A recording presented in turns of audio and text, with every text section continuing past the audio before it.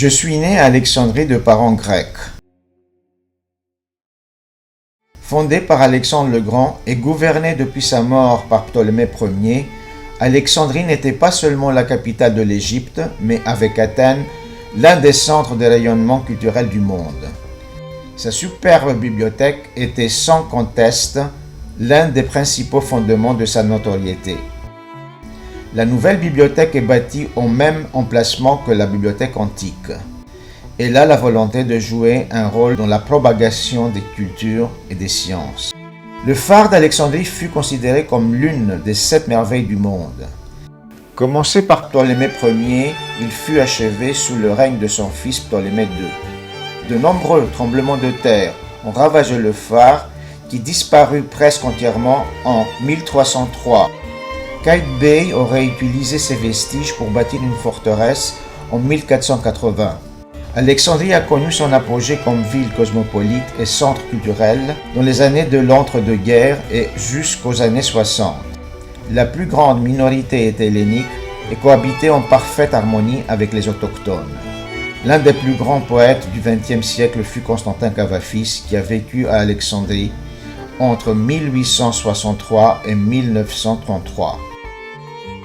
Il a été traduit par Marguerite Yourcenar et récité par Charlotte Rampling et Sean Connery.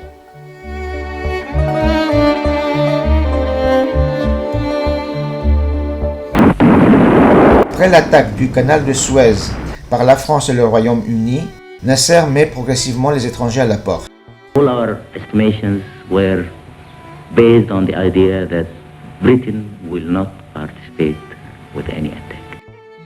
Toutes les estimations de Nasser sont basées sur l'idée que le Royaume-Uni n'attaquera pas l'Égypte. La suite des événements nous prouvera le contraire.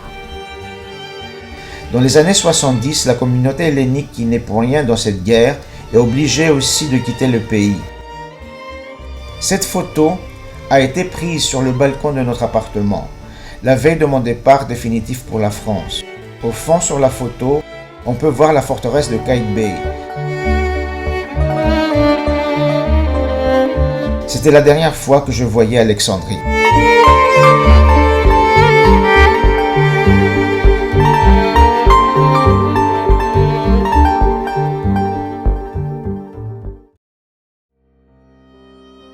Me revoilà tant d'années plus tard à la gare d'Angers. La première fois que j'ai franchi la porte de cette gare, j'avais à peine 16 ans. C'était juste après mon départ en exil d'Alexandrie. C'est ici aux Beaux-Arts d'Angers que je fais mes études. C'est avec une grande émotion que je traverse cette cour après tant d'années. J'ai rendez-vous avec Yves Orion, un ancien camarade qui est maintenant professeur dans cette école. Dans ces ateliers, j'ai appris l'importance du nombre d'or. L'étude des anciens maîtres et des contemporains en histoire de l'art nous fait découvrir que la forme change. Par contre, la structure, le nombre d'or est immuable, conférant aux œuvres qu'il utilise une autre dimension. En dehors du cadre scolaire, j'ai réalisé à l'époque une série de toiles ayant comme objectif la nouveauté, coûte que coûte. À 18 ans, j'étais influencé par le modernisme. Mon but était de réaliser en peinture quelque chose qui n'avait jamais été fait auparavant. Quelle illusion! Je commençais alors à tendre sur des châssis biscornus des toiles, parfois partiellement évidées. J'ai dû réaliser moi-même ces châssis, introuvables dans le commerce, du jamais vu. La distinction entre le présent, le passé et le futur n'est qu'une illusion étonnamment persistante, ce qui explique pourquoi des peintres classiques sont souvent plus contemporains que les modernes. Avant mon arrivée en France, j'ai baigné dans une culture anglo-saxonne. Je fais mes études primaires et secondaires dans une école et dans un lycée anglais à Alexandrie. Angers fut une étape importante dans ma vie. À l'âge de 16 ans, aux Beaux-Arts d'Angers, je découvre la peinture, la sculpture, l'histoire de l'art et parallèlement, je suis fasciné par la tapisserie de l'Apocalypse, pourtant aux antipodes de l'art contemporain. Une fascination indéfinissable, peut-être par le côté mystique ou eschatologique, Elle a joué sans doute un rôle important dans mon travail plus tard comme une bombe à retardement. Dans la ville d'Angers du Maine-et-Loire se trouve le château du roi René. Et à l'intérieur du château, nous avons la célèbre tapisserie de l'Apocalypse. Son mode d'expression, sa perspective et son dessin sont décalqués sur les icônes byzantines. Cette tapisserie nous vient tout droit du Moyen Âge. Elle est l'une des plus grandes et des plus célèbres existantes, puisqu'elle fait 130 mètres de long. Alors, si on regarde cette tapisserie, on peut s'interroger sur son sens. Le nombre 7 revient très souvent dans cet apocalypse. Il y a les 7 églises, les 7 sceaux, les 7 trompettes, les 7 combats, les 7 fléaux et les 7 visions. On trouve également le dragon à 7 têtes, etc.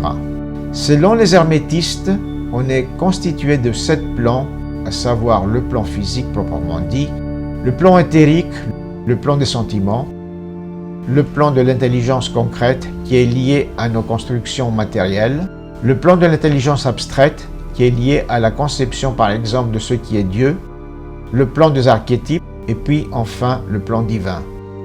L'Apocalypse nous montre plan par plan comment maîtriser les 7 plans de notre individu et arriver au final à l'Apocalypse, à la révélation de ce que nous sommes réellement, être de lumière. Les couleurs principales, c'est du bleu, du rouge, du blanc et du vert. Couleurs qu'on trouve en alchimie sur le travail de l'œuvre au noir, l'œuvre au blanc et l'œuvre au rouge.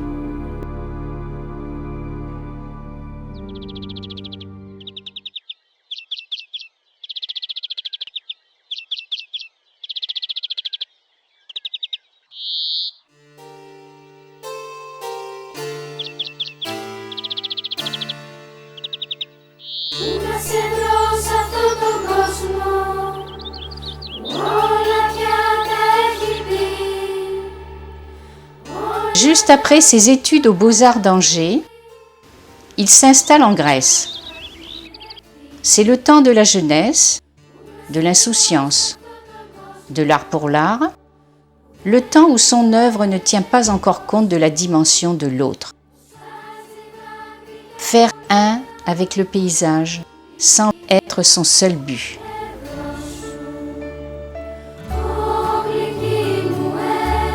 Il réalise une série de toiles intitulées « Portes et fenêtres ». 2 symboles forts qui font le pont entre monde extérieur et intérieur.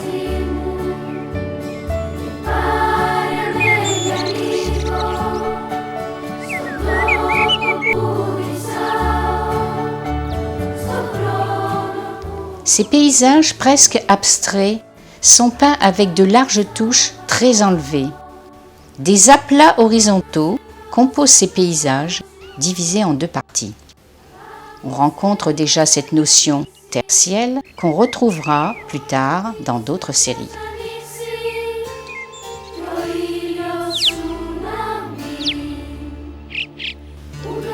Observons bien ces toiles.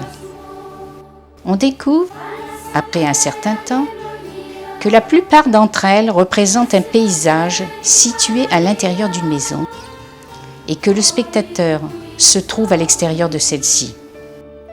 À notre tour, nous sommes incités à communier avec ces paysages informels et universels qui se trouvent à l'intérieur de nous.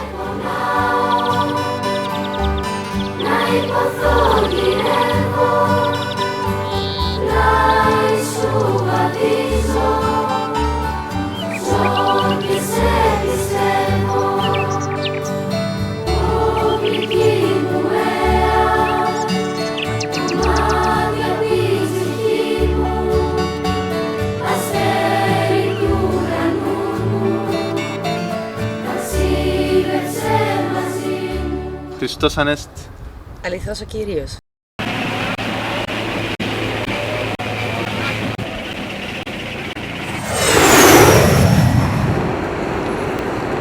Pâques 1967.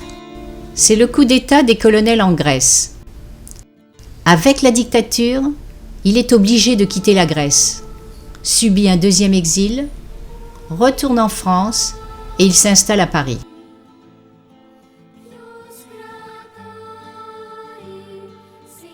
La dictature représente un tournant et un catalyseur pour son travail. Sa conscience et son regard se tournent vers les autres.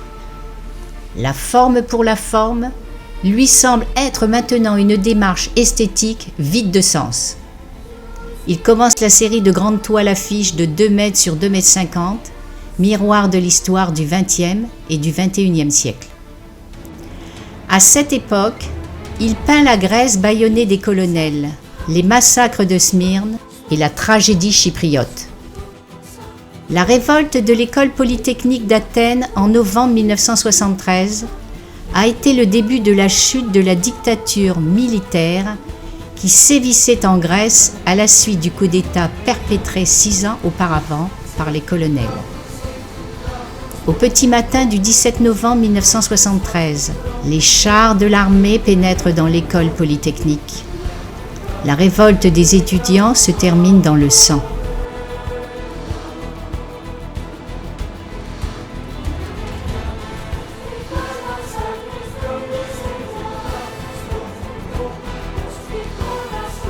L'installation virtuelle, projection de ces toiles affiches sur les façades d'immeubles en plein centre d'Athènes, met en évidence le contraste entre un passé glorieux, où la démocratie a vu le jour, et un présent subi, imposé par les marchands des peuples.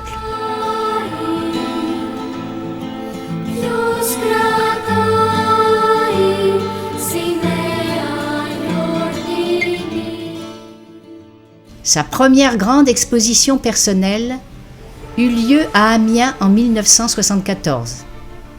Cette exposition est présentée dans le cadre d'une rétrospective de Picasso. Le courrier Picard écrivait à l'époque : jeune peintre, Xénos tient compagnie à Picasso à la Maison de la Culture d'Amiens.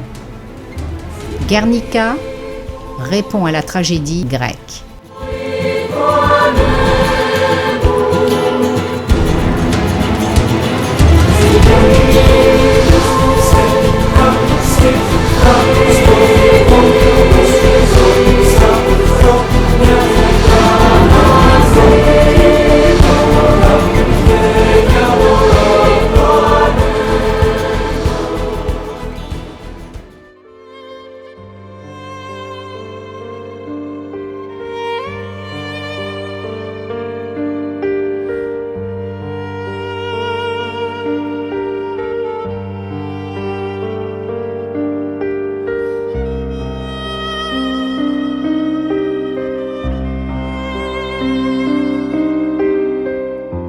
Smyrne, 1922.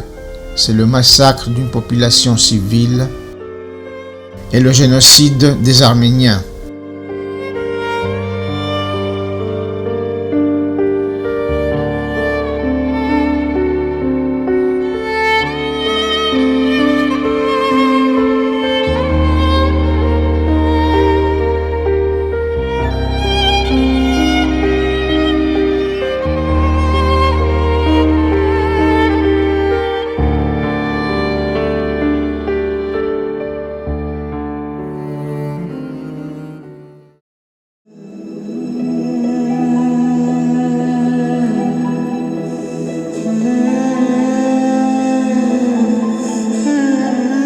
Dans cette projection virtuelle, les toiles sortent très lentement par les pores des stèles du mémorial situé au centre de Berlin.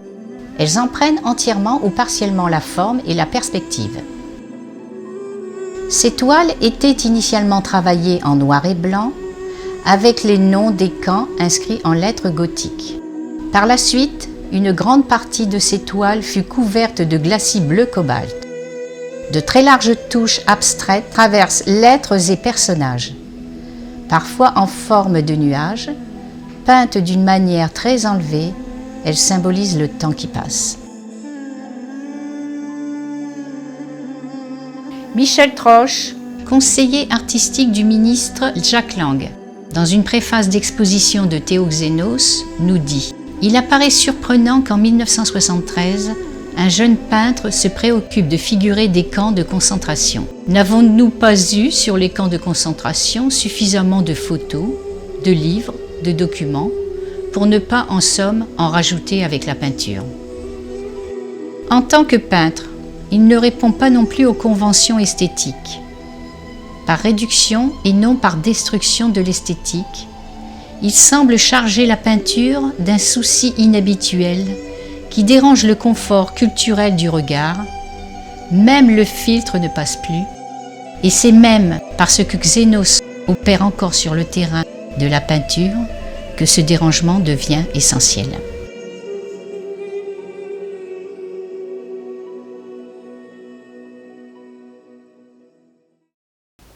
Théo Xénos a réalisé une très belle exposition à l'occasion du centenaire sur le cinéma à la mairie du 6e. Elle connut un grand succès et elle servit même, dans le cadre d'une émission réalisée par Frédéric Mitterrand, de décor, en quelque sorte, à une émission sur le centenaire du cinéma. À quel moment avez-vous senti que les Monty Python allaient connaître un succès mondial? Et est-ce que vous l'aviez imaginé avant? Now, I don't think we ever thought it was going to be that popular. I mean, our great heroes were the Goons in England. They did a radio show called The Goon Shows. Peter Sellers was one of them. And we thought it was going to be a good show and it was going to be funny. But I don't think any of us ever thought that we'd still be watching it 25 years later.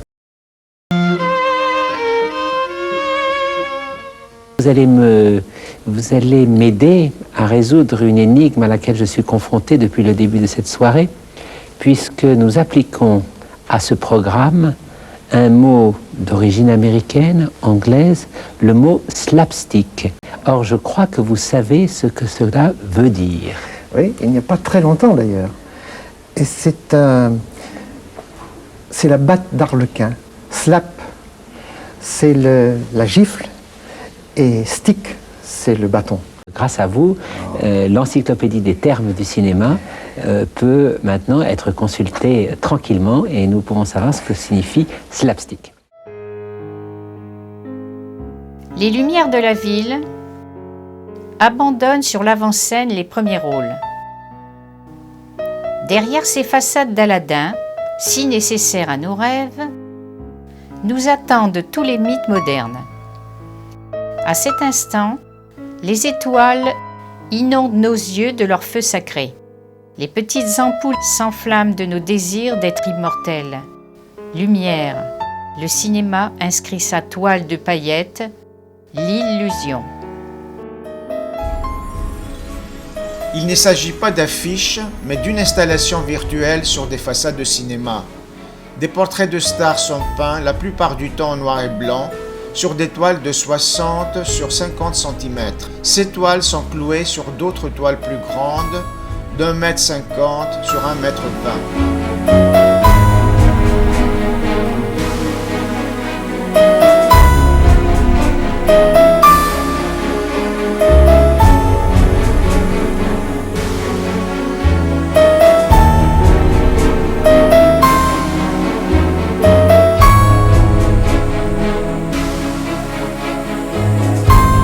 Dans cette projection virtuelle, cette installation est composée de 3 parties. Des toiles peintes, d'enseignes lumineuses et de bandes sonores de films. Des toiles portraits de stars, volontairement peints en noir et blanc, donnent l'illusion de l'image et du papier glacé. Malgré ce parti pris du noir et blanc, les portraits dégagent une profonde intériorité. Ces portraits de stars sont cloués en surimposition sur d'autres toiles plus grandes, représentant parfois des façades rétro où les ampoules électriques et le néon deviennent à leur tour les éléments du baroque moderne.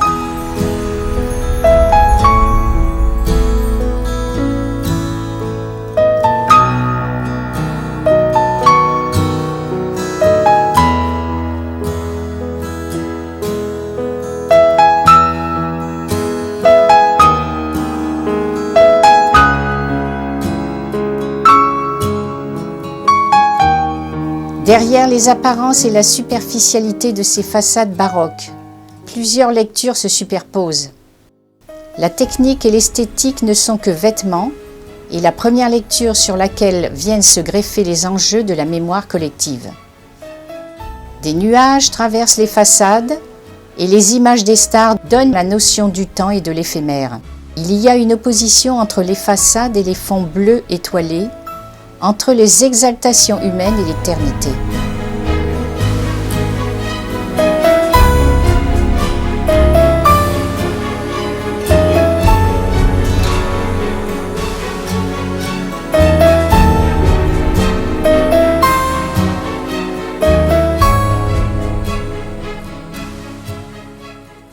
Sur la pellicule, les rôles immenses traduisent les histoires de l'humanité. Par ces instantanés, ces 24e de seconde, Xénos réveille en nous cette projection ultime de nos rencontres avec ces personnages qui, dans le noir, nous ont déjà presque tout dit de nous. Xénos les fixe à jamais sur les pages d'histoire.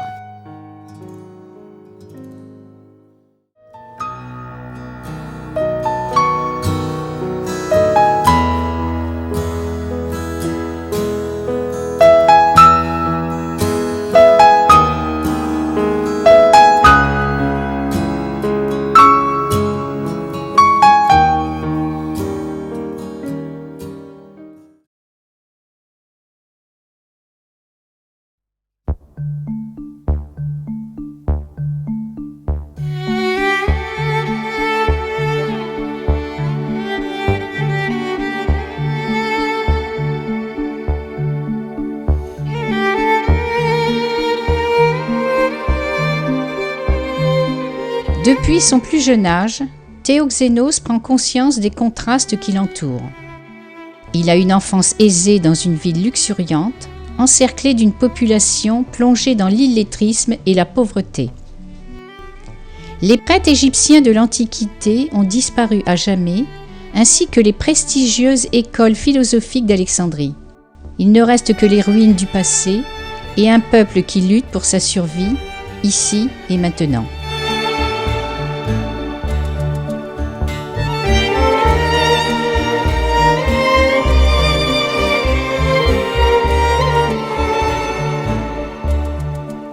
Ses premières toiles sur la faim ont comme source d'inspiration et catalyseur l'Égypte, puis l'Inde et l'Afrique. Ainsi, il donne une dimension planétaire à son œuvre.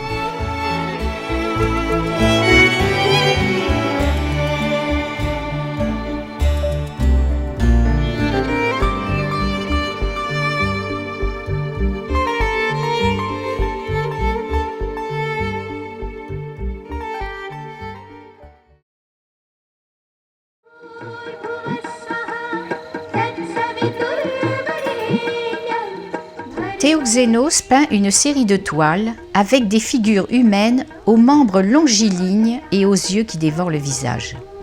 Elles sont travaillées en noir et blanc, d'après documents, et juxtaposées à de la nourriture en couleur, sortie de publicité pour la consommation. L'Inde millénaire a forgé à travers les siècles des castes héréditaires. Le fait que la naissance soit plus importante que le mérite limite les possibilités d'ascension sociale. Des vraies palissades en bois massif, peints en rouge et blanc, accompagnent ces grandes toiles de 2 mètres sur 2,50 m.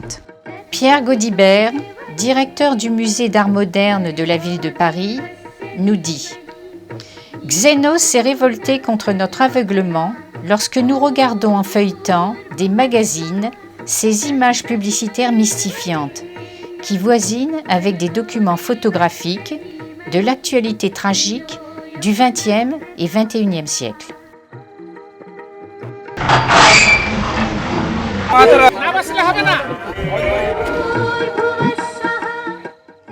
Parfois, le visage d'un vieillard, d'une femme, d'un enfant envahit la toile, détail agrandi à la loupe.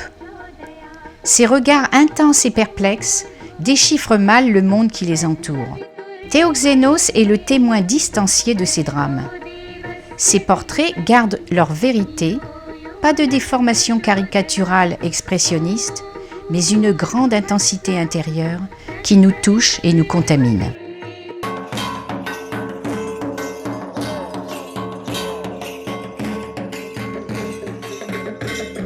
Pays asymétrique, aux monuments et palais d'une grande valeur architecturale qui contrastent avec ces bidonvilles.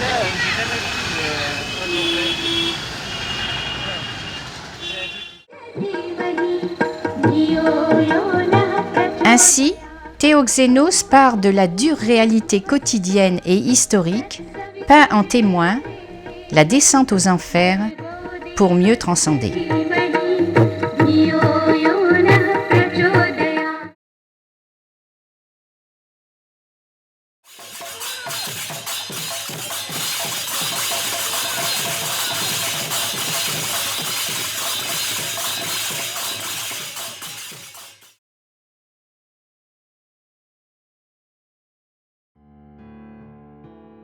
Je suis sur les traces de mon père, qui est d'origine chypriote.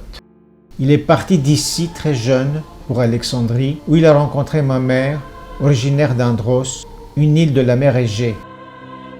Aphrodite, déesse de l'amour, est née de l'écume de la mer sur le rivage de Chypre, à l'endroit du littoral nommé Petra Touromiou, un ensemble de falaises et de rochers impressionnants, un peu à l'est de l'ancien Paphos.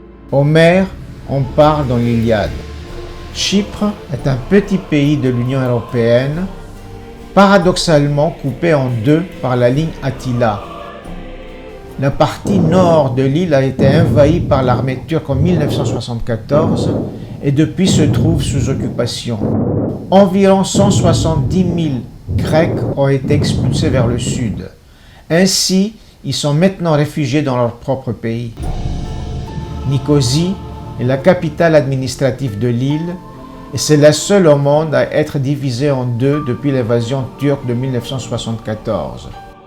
Ce nettoyage ethnique m'a incité à l'époque à réaliser cette série de portraits.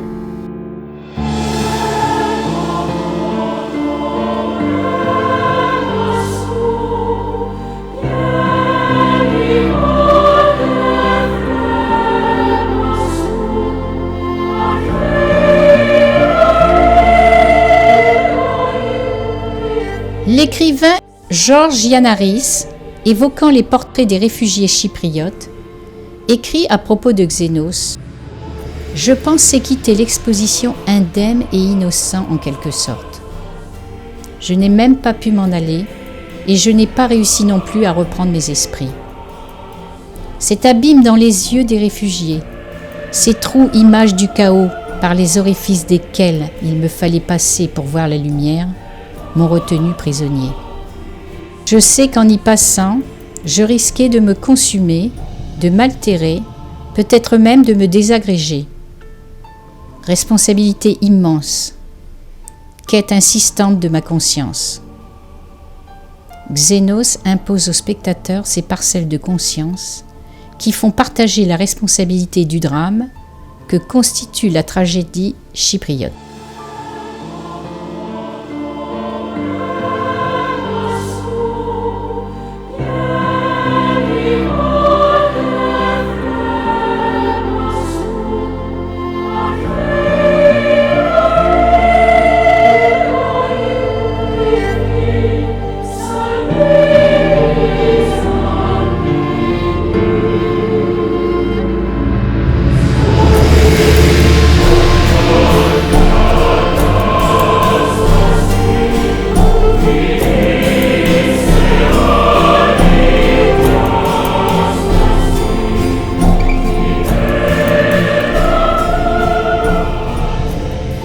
Cette installation composée de fils barbelés et de barils a été inspirée par la ligne Attila de Nicosie.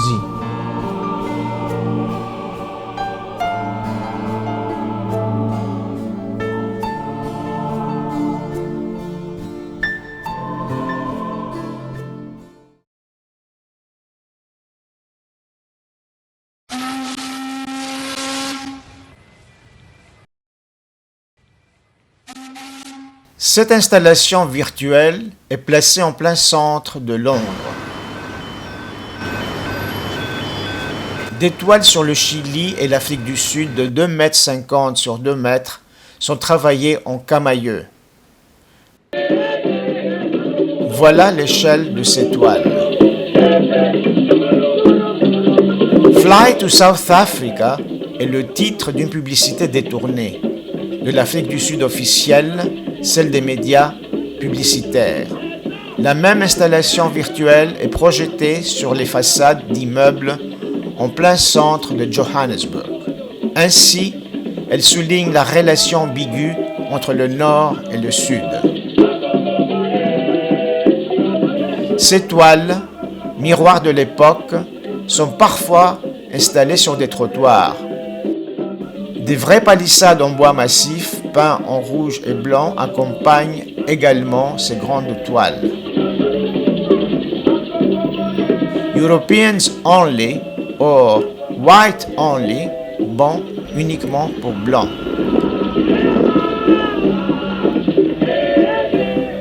Dans un obscur lieu de souffrance, de jeunes Africains sont derrière des barreaux de l'apartheid de Johannesburg. 9 Africains magnifiques de force et de jeunesse sont contraints à la nudité par les fouilles tortionnaires. 9 victimes dressent leurs bras vers un au-delà prometteur, blanc, lumineux.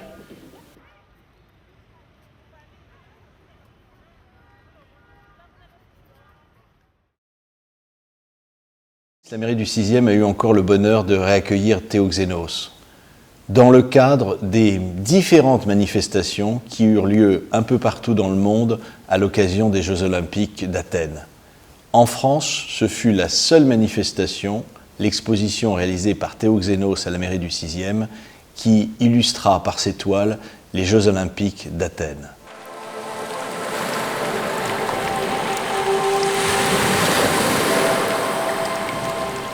Gravés, sculptés, puis polis par le temps, bien après que l'esprit des hommes les eut inventés, ces pierres superbes au teint de marbre délivrent un message ambitieux de paix et de vérité. Un message que nous suivrons encore et toujours, malgré toutes les facéties des fous. Érosion artistique issue de la pensée des hommes, qui nous incite à regarder le temps d'hier comme un avertissement. Immergées, ces pierres de l'homme nous racontent les ressources infinies de la vie.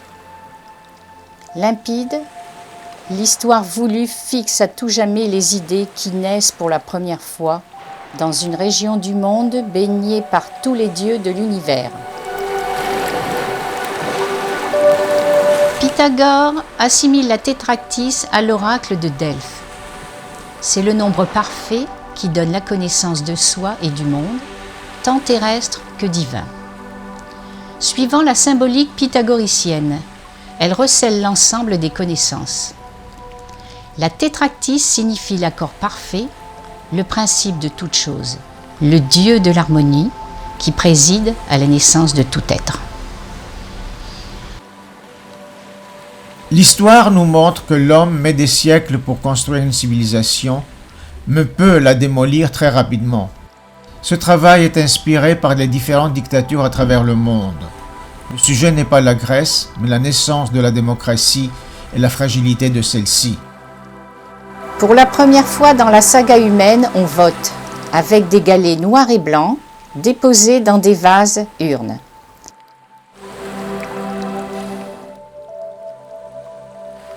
Cette installation hors temps est composée de galets, de supports en plexiglas et en miroir, d'une urne transparente et d'étoiles symbolisant la naissance de l'Occident.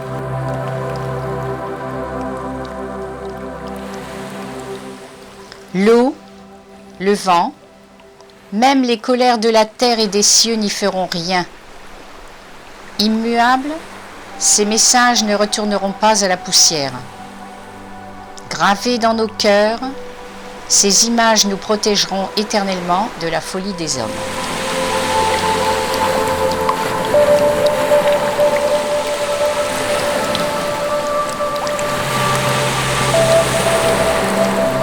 Juste après la chute du mur de Berlin, je réalise une série de toiles d'après des documents de l'époque.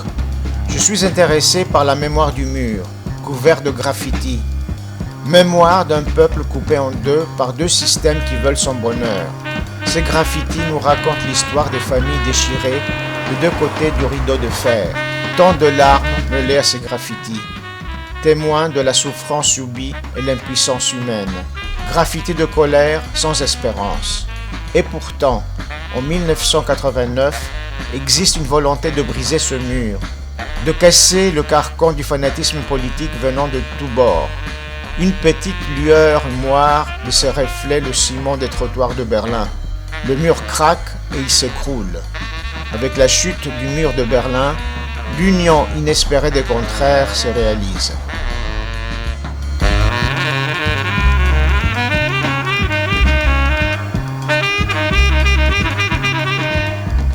Sur les trottoirs, en passant devant l'étoile, on peut voir la mémoire d'une vie entière se dérouler devant nous. Cette mémoire est en même temps la mémoire du monde.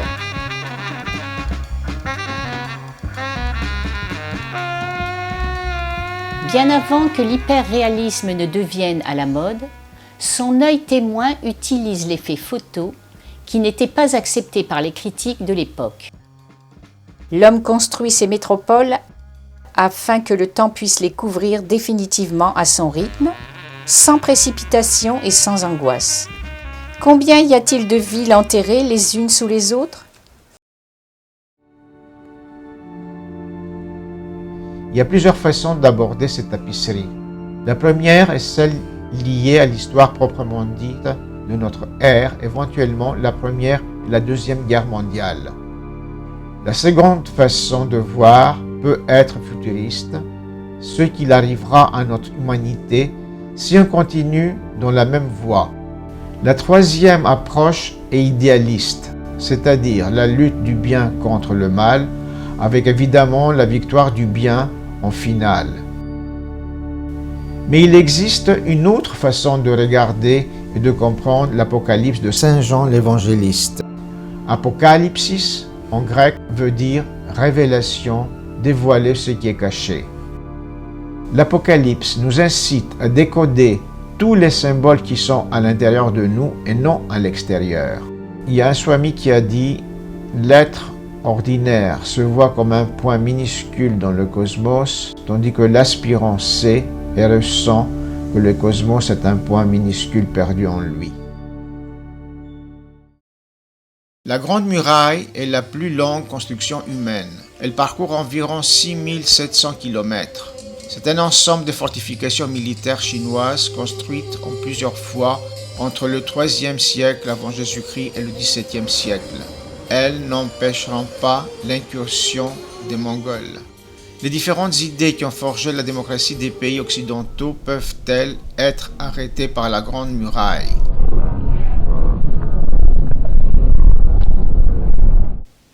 La révolte sur la place Tiananmen nous prouve que non.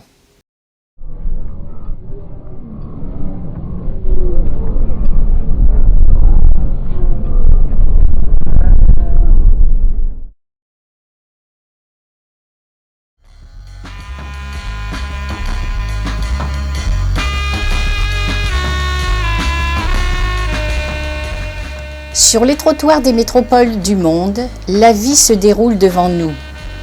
De grands buildings aux façades publicitaires sont couverts d'affiches et de néons qui interpellent et poussent à la consommation. C'est l'abondance, le progrès, le mode de vie de l'homme moderne. Le ruban de palissade rouge et blanc symbolise les travaux humains qui sont sans début ni fin.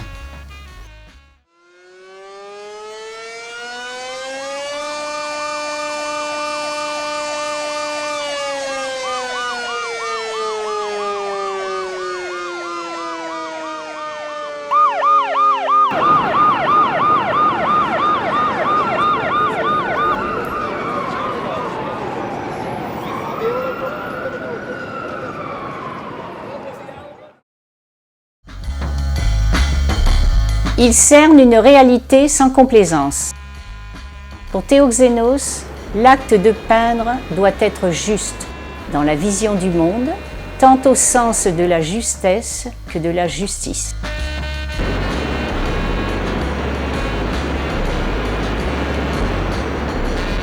Le fanatique, c'est toujours l'autre. L'homme est incapable de discerner sa propre faiblesse. Il nous propose de voir pour entendre.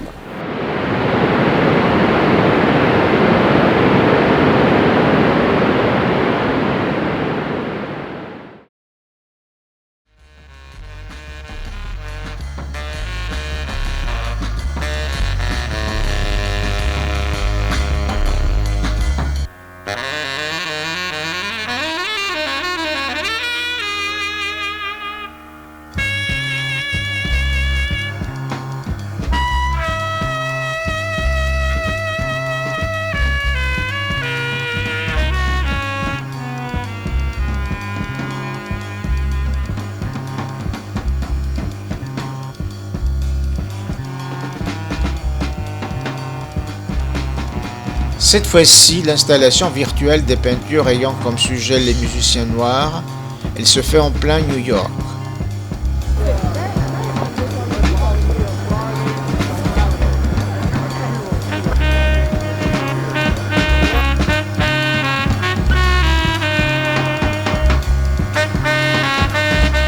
Des toiles sont projetées sur des buildings de cette mégalopole.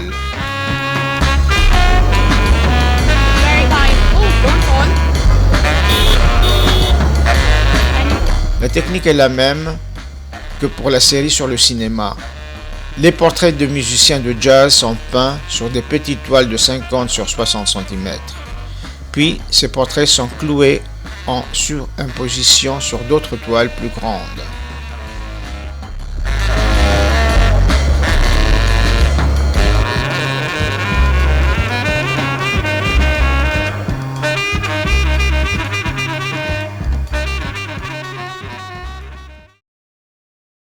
Ce travail a été présenté sur CNN et par Daniela Lambroso sur LCI.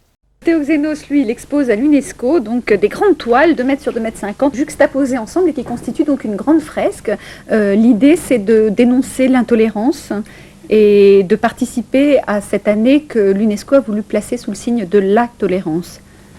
Oui, c'est cela. Disons que j'étais invité par l'UNESCO à exposer un travail de mémoire, on peut dire, un témoignage. À l'initiative de l'UNESCO, l'Organisation des Nations Unies proclame 95 année de la tolérance, afin de sensibiliser l'opinion à la menace que le manque de tolérance entre nations, entre communautés et entre individus fait peser pour la paix. In Rome, 2 modern paintings on show in Paris. Stay with us. There's lots more to see here on CNN World Report.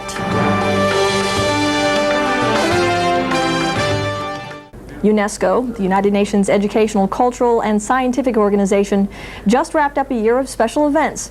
UNESCO Television reports on one of them. Recently, UNESCO hosted an exhibition of works by Greek painter Theos Xenos. The exhibition was part of a series of events in 1995 to mark the United Nations Year for Tolerance. It's meant to shock viewers into thinking in terms that they wouldn't normally. Gentle images are subtly transformed into troubling images, but Xenos' work is nevertheless optimistic, with backgrounds of blue skies signifying hope. This installation is composed of a fence painted white and red. Behind the fence we can see black and white paintings representing wars, famine, racism and intolerance. Big blue skies appear as spiritual symbols of eternity. I think that tolerance can give mankind new hopes. Theos Xenos started exhibiting his work in 1965. He hasn't stopped since. All to spread the ideal of tolerance and a culture of peace throughout the world because, as it is written on Theos Xenos' canvas, from tolerance, hope is born. This is UNESCO in Paris for the CNN World Report.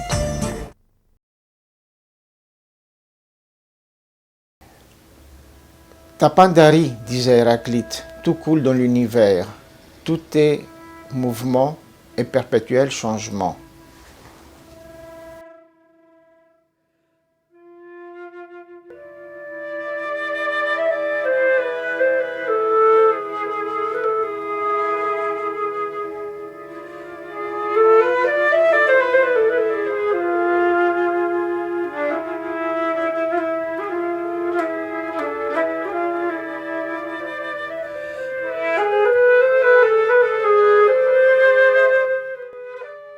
L'homme construit des systèmes pour trouver des points fixes, en vain balayés par la spirale du perpétuel mouvement.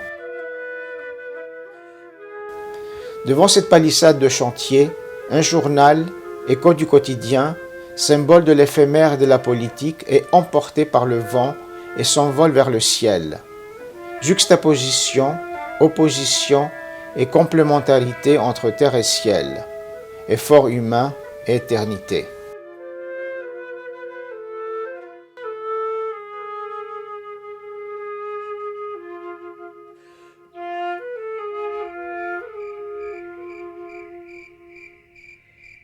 Les siècles ont fait de ces arbres des chefs-d'œuvre. Entailles, nœuds, craquelures datent leur corps. Leur blessure est parfois si béante qu'elle devient œil cyclopéen dans lequel la mer, le ciel, la pierre se mirent. Leur contorsion pour résister aux attaques des années évoque étreinte et enlacement érotique. L'écorce de l'olivier est vivante. Sous l'œil grandissant de la loupe, elle devient un fantastique tableau abstrait. Les vieilles racines, lasses de l'obscurité, se plaisent quelquefois à croître hors de terre.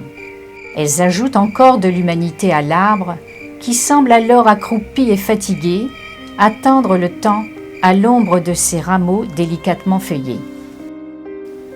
Car si le corps de l'olivier suggère passion et érotisme, ses feuilles lisses et argentées inspirent la sérénité. Écoutez les feuilles argentées de l'olivier jouer avec le vent. Elles chantent la moussiki d'Apollon, qui est la combinaison du chant, de la musique instrumentale et de la danse. La magie s'installe. L'esprit se baigne dans la mémoire universelle. Les oliviers vivent pendant des siècles. Ne les nomme-t-on pas les éternels? Leurs souvenirs sont millénaires. Civilisation, royaume, guerre et espérance sont passés. L'antiquité des lieux magiques et mystiques favorisait sa découverte et son développement. L'olivier y prenait racine. Ici pousse un arbre béni, l'olivier, couleur d'émeraude, disait Sophocle. Arbre sacré, riche en symboles et en significations, l'olivier faisait partie des rituels et des mystères. L'olivier est devenu un symbole universel. L'île d'Andros est pour Théoxénos le lieu du retour aux sources.